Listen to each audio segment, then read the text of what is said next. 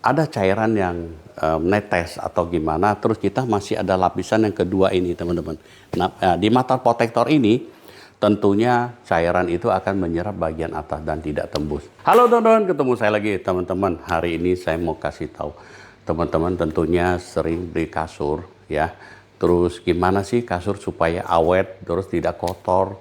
Terus kalau kita sering tidur lama itu kelihatannya ada bercak-bercak kayak pulau-pulau gitu. Nah teman-teman, hari ini saya kasih tahu ini matras protector ya. Matras protector ini ya, sebelumnya kita juga pernah bikin konten tentang cara jahit, terus membuat satu matras protector yang benar-benar bagus ya.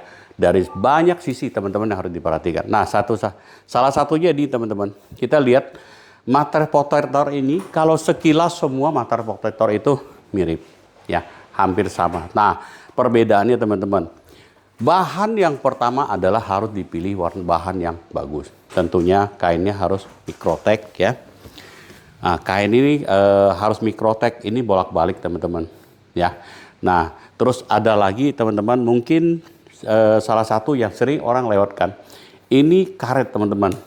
Karet ini sering kita ketemu, coba ya teman-teman, saya tarik ya. Nah, saya tarik maksimal di sini, teman-teman bisa lihat nih.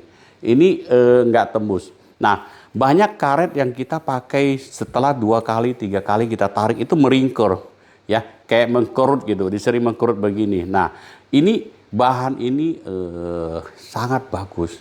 Jadi, nah ini juga salah satu harus kita perhatikan. Nah, di sisi lain teman-teman, kita perhatikan juga adalah pola kulting ini. Bahan kulting ini, jahitan ini harus pakai mesinnya namanya lock stick ya, bukan check stick. Check stick itu apa? Yang sering kita ketemukan, misalnya kita ada di kantong beras, kita cari satu benang, satu titik.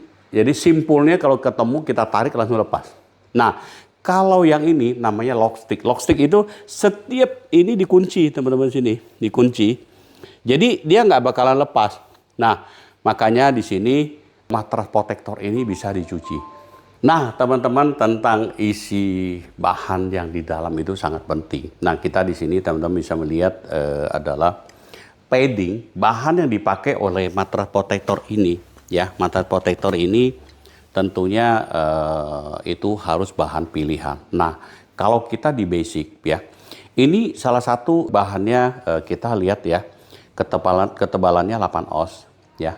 Nah, terus yang kita bikin ini sebenarnya paling cocok itu 5 oz, tidak boleh pakai 8 oz, ini 5 oz. Nah, bahan yang dipakai ya, tentunya ini padding ada yang regular ya, terus ada yang namanya silikon.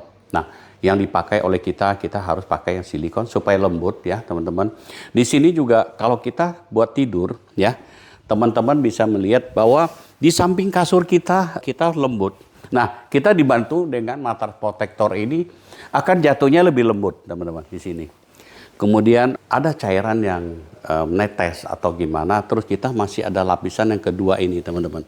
Nah, di matras protector ini tentunya cairan itu akan menyerap bagian atas dan tidak tembus ya. Bukan artinya ini waterproof ya teman-teman, jangan salah ya, waterproof ya. Sebenarnya kasur kalau waterproof, kalau kita ya, saya tidak menyarankan yang waterproof. Kenapa? Karena waterproof itu namanya waterproof, kayak kita tidur itu satu karet yang nggak tembus.